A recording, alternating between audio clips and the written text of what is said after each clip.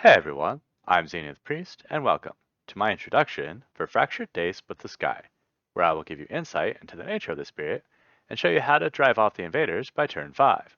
Fractured Days is a very high complexity defensive utility spirit. We see a glimpse of this complexity right away with our setup. After placing 3 presents on our board, we deal a separate deck of powers into Days That Never Were, which we'll look into more later on. With a single board, we also gain 1 time, which becomes one of the fragments of shattered time. This unique resource will remove a presence from either track or the island and reserve it to gain time. And whenever we spend time, we take a presence from this pool and return it to either track. This adds quite a layer of complexity to our decisions in keeping track of this resource, whether or not to use it when given the option, and which track to return the presence to. In addition to the initial deck of extra powers, whenever we gain a power outside of this pool, we get to place one of the unchosen powers into Days That Never Were, letting us reserve them for later. So if you're having trouble deciding between 2 powers, you essentially gain access to both. For growth, our reclaim option gives us air and up to 2 time, which we'll always take unless we must remove presence from the island.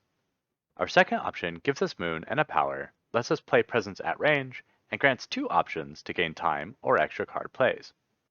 The last option gives us sun, lets us move a presence across the island, and we get to grab a power from Days That Never Were. Additionally, we get 3 options to gain time or 2 energy. Our presence tracks don't look like much, capping out at 3 each with quite a gap between one gain and the next. Gaining time mitigates this, and we'll see that 3 card plays is pretty strong. Our first innate power lets any spirit slip the flow of time, which allows for a few effects depending on which thresholds we've reached. In addition to being able to play a slow power fast, reclaim a card, or play an extra card, we're able to reuse this power any number of times as long as we can keep spending the increased time costs.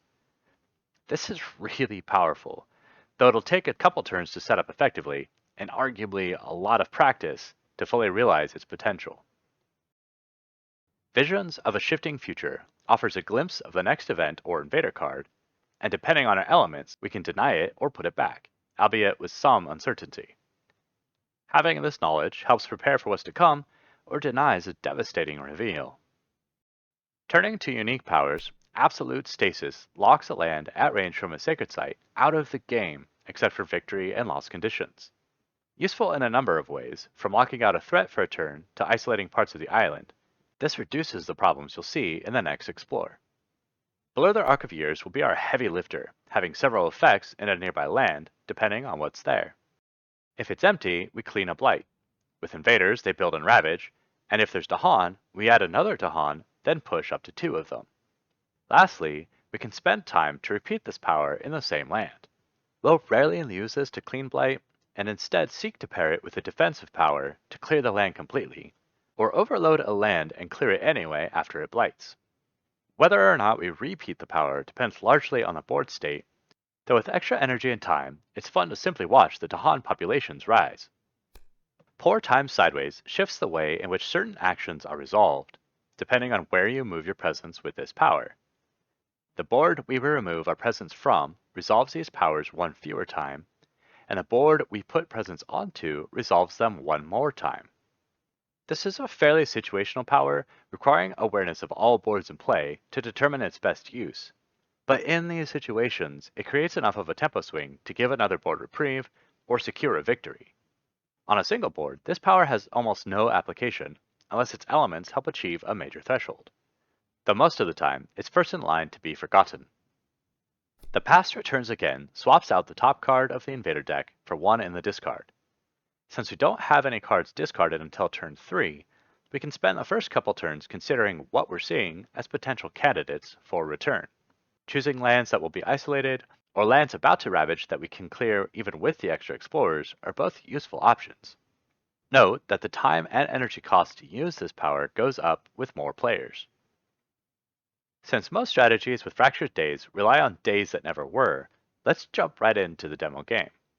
While the spirit tokens are not strictly necessary, I still recommend at least one of the expansion sets, granting more power diversity. Here I'll be playing with the Jagged Earth content. Playing without events will have access to command beasts, which may see occasional use. Alright, let's begin. Before we gain time, let's look at days that never were and try to extract a strategy. For minor powers, Dahan-centric cards like Call to Bloodshed can see extra value from our ability to add Dahan. Defensive powers like Haunted by Primal Memories should be noted for later, as they also pair nicely with Blur the Arc of Years, whether or not they have our elements. Powers with our elements, notably Sun and Moon, add diversity to our kit while being able to maintain our innate powers. And as a final consideration, fear options increase our likelihood of reaching tier level 2 and decrease our reliance on clearing every invader. For major powers, we should lean towards cheaper costs since that gives us better chances to replay them when we slip the flow of time. We also want to keep an eye on reachable thresholds, which could alter the value of the minor powers we're looking at. Powers that affect multiple lands are pretty significant, and my personal favorites are ones that use Dahan, like Vigor of the Breaking Dawn and Trees and Stones Speak of War. With several powers having obtainable thresholds, we do have some options. For Mists of Oblivion, we'd have to reclaim after picking up Haunted by Primal Memories and Strong and Constant Currents. Transform into a Murderous Darkness could also take Haunted by Primal Memories and use Shadows of a Burning Forest once we have 3 plays open. Unleash a Torrent of the Self's own essence would benefit from picking up Call to Bloodshed and any of the other fire powers. With any of these plans seemingly viable, I can only encourage experimentation. As you find your own style and preferences, they will become easier to identify, and continuing to explore outside of these cases will only increase your diversity. As I alluded to earlier, I prefer teaming up with the Dahan if able, with Call to Bloodshed and Haunted by Primal Memories allowing us to do just that. We'll also pick up Unleash and put it in our back pocket as a fast cleanup power if necessary. Now that we have a plan, we can gain our initial time. For this build, we'll select the top track, revealing 2 passive energy early to facilitate major power costs. Turn 1. If we weren't able to find a plan, then we should take the second growth option and look at minors to try to find what's missing. Since we have a plan, take the last option and slowly relocate our sacred site somewhere more central before picking up Call to Bloodshed. For time and energy options, opening up 2 energy and taking another time from the bottom track, we can use the last option to gain 2 energy. This puts us in position to open up 2 card plays next turn and 3 plays after that, while getting a steady influx of energy along the way. Since Blur the Arc of Years can be used next turn to set up counterattacks, let's play Call to Bloodshed now, eyeing that initial town. After building in the wetlands, the invaders explore into the mountains. While we could still destroy the sand town as planned, let's play it safe and keep the blighted land clear. Turn 2. Committed to our path, we take growth 3 again, completing the relocation of our sacred site and gaining Haunted by Primal Memories. We'll gain time as before, opening up the next card play and using the last option to gain more energy. Playing Haunted by Primal Memories and Blur the Arc of Years, we proceed. Haunt Land 3, gaining that extra fear, and Blur the Arc of Years in Land 5, pushing 1 Dahan into the wetlands to clear it, and 1 into Land 2, preparing to clear that one later. We have the opportunity to clear the blight here by spending time, but it may hamper our progress later, so let's leave it for now. Lastly, we'll slip the flow of time and reclaim Blur the Arc of Years to use next turn. The invaders blight land 1 and are destroyed in the counterattack, gaining our first fear card. They then build a town in the upper mountain before venturing out into the sands. Turn 3. This will typically be our big turn, looking to isolate the board and mitigate the current wave if not clear the invaders outright. If we're not able to get the last 2 thresholds to slip the flow of time with our current hand, then we'll need to reclaim and gain time to open up 3 card plays. Since we have a central sacred site already, our presence placement is pretty open. Keeping our major power in mind, let's move our presence into land 3, since we won't be able to move it if we reclaim next turn.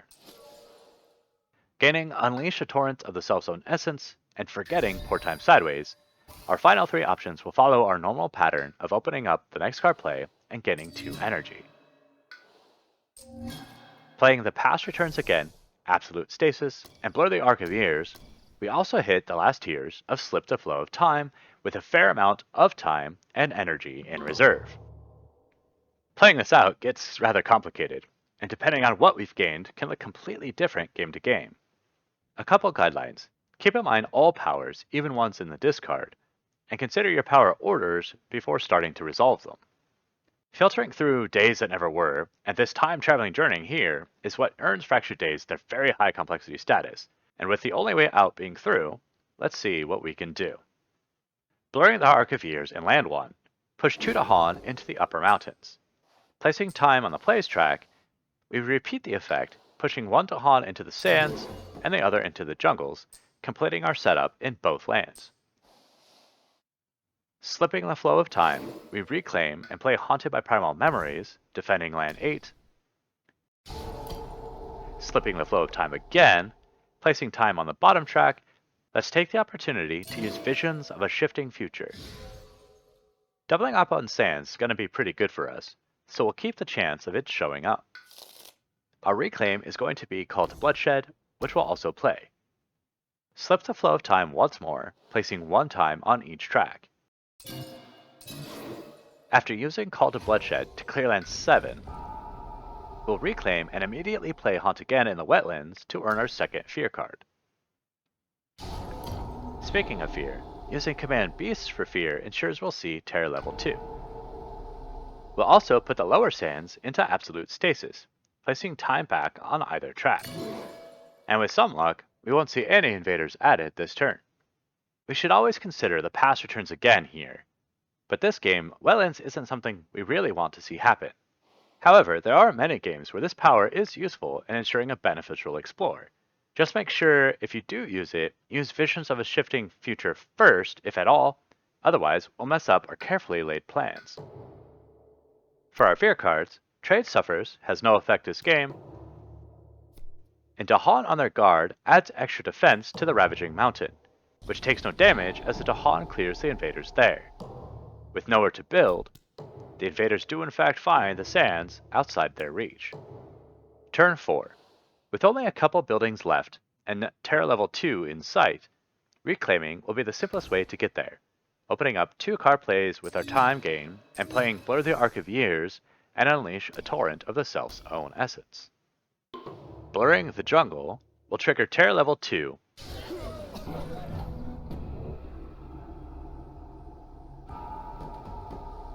and unleashing in our wetlands achieves victory. Some final thoughts on Fractured Days Split the Sky. Having access to Days That Never Were, Visions of a Shifting Future, and a Past Returns Again grants a lot of stability from otherwise random decks. Certain choices that would otherwise be risky or even futile can instead be made with confidence. Keep track of your time. Managing this unique resource will be critical to maximizing Fractured Days' potential. When starting out with the Spirit, don't be afraid to get creative. With the Days That Never Were, there's generally different avenues to victory, but if you're having trouble finding them, pick powers you tend to enjoy and see what you can do. Learning will come with time. Playing on a single board, we had a couple extra powers from each deck in Days That Never Were, and gained an initial time during setup. If you're playing with allies, you may feel the difference this makes, but overall, the principles and strategies you find should remain the same. The biggest difference with more boards in play will be in how Pour Time Sideways and the Past Returns Again will be used. Alright everyone, that's all I've got this time. Hope you gained some insight, and good luck in your next games.